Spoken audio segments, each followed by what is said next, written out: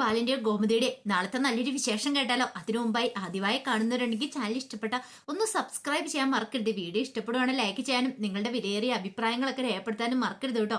അപ്പൊ നമുക്ക് നേരെ നമ്മുടെ വിശേഷത്തിലേക്ക് പോയാലോ? അങ്ങനെ നാളത്തെ വിശേഷത്തില് ധർമ്മന്റെ പെണ്ണ് വീട് കാണാനായിട്ട് പോവുകയാണ്. ഈ സമയത്തൊന്നും ശ്രീദേവി എത്തിയിട്ടുണ്ടായിരുന്നില്ല. ശ്രീദേവിയെ കുറിച്ച് ചോദിച്ചു കഴിഞ്ഞപ്പോ ആനന്ദ് ഓരോ കാര്യങ്ങളൊക്കെ പറഞ്ഞ് ഒഴിഞ്ഞു മാറുകയോ ചെയ്തേ. അങ്ങനെ എല്ലാവരും കൂടെ ധർമ്മന്റെ പെൺവീട് കാണാനായിട്ട് പോയി. അവിടെ ചെന്ന് കണ്ടു കഴിഞ്ഞപ്പോൾ പെണ്ണിനും ചെക്കനും ഒക്കെ പരസ്പരം ഇഷ്ടപ്പെട്ട സ്ഥിതിക്ക് ഇനിയിപ്പം അത് മുന്നോട്ട് കൊണ്ടുപോകുന്നല്ലേ നല്ലത്. ജാതകങ്ങൾ തമ്മിൽ ഒത്തു നോക്കിയപ്പോൾ പത്തി പൊരുത്തം ഉണ്ടായിരുന്നു. അതുകൊണ്ട് ആ കല്യാണം നടത്താൻ തീരുമാനിച്ചു. എത്രയും പെട്ടെന്ന് തന്നെ എൻഗേജ്മെന്റ്, പിന്നീട് വിവാഹം. അധികം നീട്ടിക്കൊണ്ടു പോകുന്നതിനോട് ബാലിനും താല്പര്യമില്ലായിരുന്നു. അവർക്കും അങ്ങനെ തന്നെയായിരുന്നു. അങ്ങനെ ഒടുവില് ഒരു 3-4 ദിവസത്തെ ഗ്യാപ്പിട്ട് എൻഗേജ്മെന്റ് നടത്താമെന്ന് വെച്ചു. അതിനുശേഷം കല്യാണം, എടപ്പിടിയെന്നുള്ള കല്യാണം കാര്യങ്ങളൊക്കെ ആയിരുന്നു. അങ്ങനെ അവിടുന്ന് തിരികെ വന്നു കഴിയുമ്പോഴത്തേനും ബാലൻ ഗോമതിയോടും എല്ലാവരുമായിട്ട് പറഞ്ഞു, ഇനിയിപ്പോൾ കല്യാണത്തിന് അധികം ദിവസം ഉണ്ടാകത്തില്ല. ഇനിയിപ്പോൾ എൻഗേജ്മെന്റ് ആണ് ഉടനെ വരാൻ പോകുന്നത്. അതിനിടയ്ക്ക് ഡ്രസ്സ് എടുക്കണം, പിന്നെ അതുപോലെ തന്നെ ബാക്കി കാര്യങ്ങളൊക്കെ നോക്കണം, ആ ഹോള് ബുക്ക് ചെയ്യണം. അങ്ങനെ കുറെ കാര്യങ്ങളുണ്ട്. എല്ലാവരും ഓടി നടന്നാൽ മാത്രമേ കാര്യങ്ങൾ നല്ല രീതിയിൽ തന്നെ മുന്നോട്ട് പോകണമെന്ന് പറഞ്ഞു. അപ്പോഴേക്കും ആര്യം പറഞ്ഞു, അതൊന്നും ഓർത്ത് അച്ഛൻ വിഷമിക്കേണ്ട. മാമന്റെ കല്യാണം അല്ലേ, എൻഗേജ്മെന്റ് കാര്യങ്ങളൊക്കെ ഞങ്ങൾ നല്ല അടിപൊളിയാക്കും. അതുപോലെ തന്നെ കല്യാണം ഒന്നിനും ഒരു കുറവും വരാൻ പോകുന്നില്ല. അതിഗംഭീരമായിട്ട് തന്നെ എല്ലാം നടക്കുമെന്ന് പറഞ്ഞു. അങ്ങനെ അതിന് വേണ്ടുന്ന കാര്യങ്ങളൊക്കെ ചെയ്യുവാണ്. ഈ സമയത്ത് കോമതി ബാലനോട് പറഞ്ഞു, അല്ല ദേവമോള് വന്നില്ലല്ലോ, പുതിയ ബാലൻ സാറിനെ അവരെയൊക്കെ വിളിക്കണ്ടേന്ന് ചോദിച്ചു. കല്യാണം വിളിക്കണ്ടേന്ന് ചോദിക്കുക.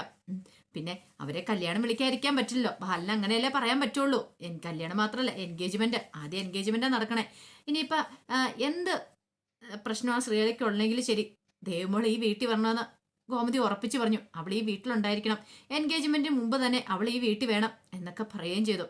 ആ സമയത്ത് മീനാക്ഷി ഓർത്തു, ശ്രീദേവിയെ പോയി ആനന്ദേട്ടൻ കൂട്ടിക്കൊണ്ട് വരും എന്നൊരു ചിന്തയായിരുന്നു മീനാക്ഷിയുടെ മനസ്സിൽ. കാരണം അവിടെ ചെന്ന് കഴിഞ്ഞപ്പോൾ അങ്ങനെയാണല്ലോ പറഞ്ഞേ, ആനന്ദേട്ടൻ കൂട്ടിക്കൊണ്ട് വരുമെന്നാ പറഞ്ഞേ. പക്ഷെ ആനന്ദ് കൂട്ടിക്കൊണ്ട് വരുന്ന ലക്ഷണമൊന്നും കാണുന്നില്ല.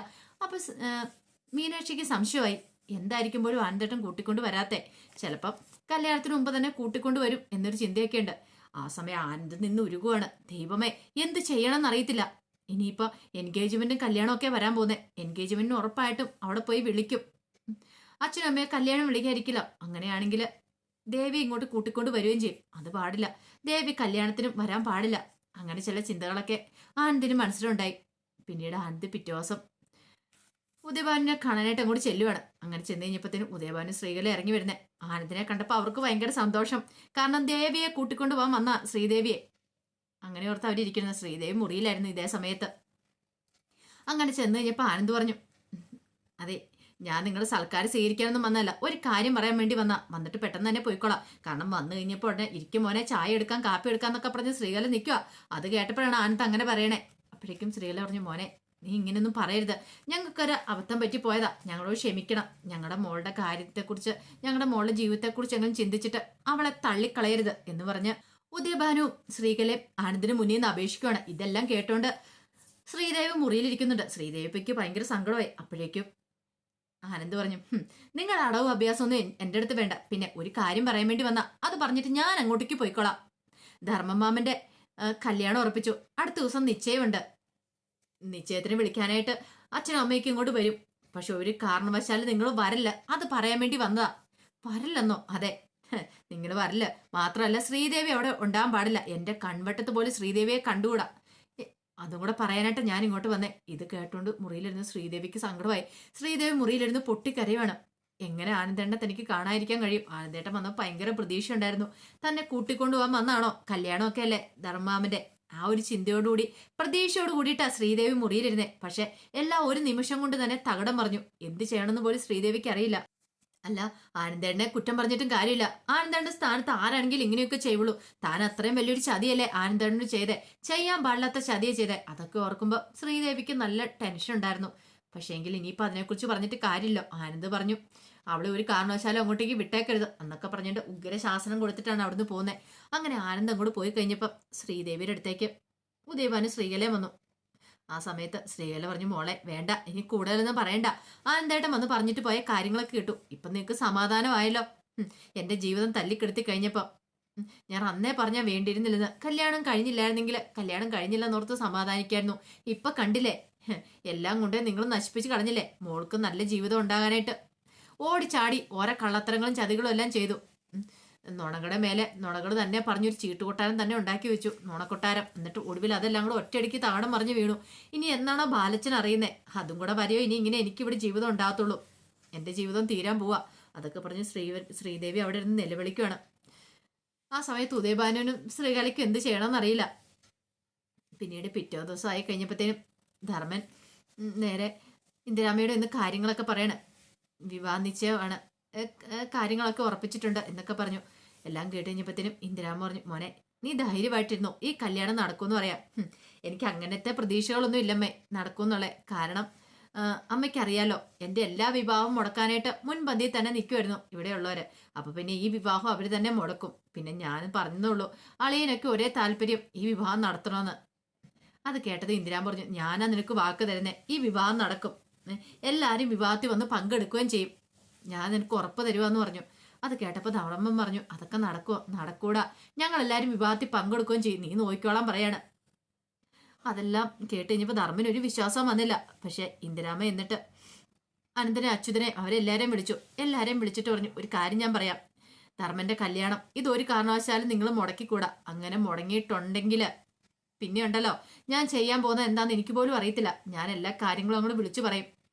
പിന്നെ നിങ്ങളെയൊക്കെ ഇവിടുന്ന് പടിയടിച്ച് പിണ്ടം വെക്കാനായിട്ട് വരുന്ന ബാലനായിരിക്കും. എന്നെക്കൊണ്ട് കൂടുതലൊന്നും പറയിപ്പിക്കരുത്. അവർക്ക് മനസ്സിലായി അമ്മ ഇങ്ങനെ ഒരു കാര്യം പറഞ്ഞിട്ടുണ്ടെങ്കിൽ ചെയ്ത് തന്നെയെന്ന്. അത് മാത്രമല്ല, ധർമ്മം വന്നിട്ട് പറഞ്ഞായിരുന്നു അനന്തനോടും അച്യുതനോടും ഒക്കെ, ഇനി ഞാൻ കല്യാണം കഴിക്കുന്നില്ല, എൻ്റെ ജീവിതം ഇങ്ങനെ തീരുവാണ്, തീരട്ടെ. അതൊക്കെ ഓർത്ത് കഴിഞ്ഞപ്പോൾ അനന്തന് ഭയങ്കര ബുദ്ധിമുട്ടുണ്ടായിരുന്നു. താങ്കൾ ഓരോ കല്യാണം മുടക്കുന്നതുകൊണ്ടാണല്ലോ അവന്റെ വിവാഹം നടക്കാതെ അവനിങ്ങനെ നിൽക്കുന്നേ, അവനും പ്രതീക്ഷകളൊക്കെ ഉണ്ടല്ലോ എന്നൊരു ചിന്തയൊക്കെ ഉണ്ടായിരുന്നു. ഒടുവില്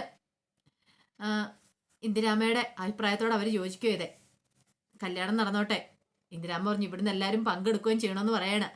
അങ്ങനെ പങ്കെടുക്കാൻ തന്നെ തീരുമാനിച്ചു. എൻഗേജ്മെന്റും കല്യാണവും ഒക്കെ അവരോടൊപ്പം ചേർന്ന് കൂടാം. അങ്ങനെ അവർക്ക് വേണ്ട ഡ്രസ്സുകളും കാര്യങ്ങളും ഒക്കെ എടുക്കാനായിട്ട്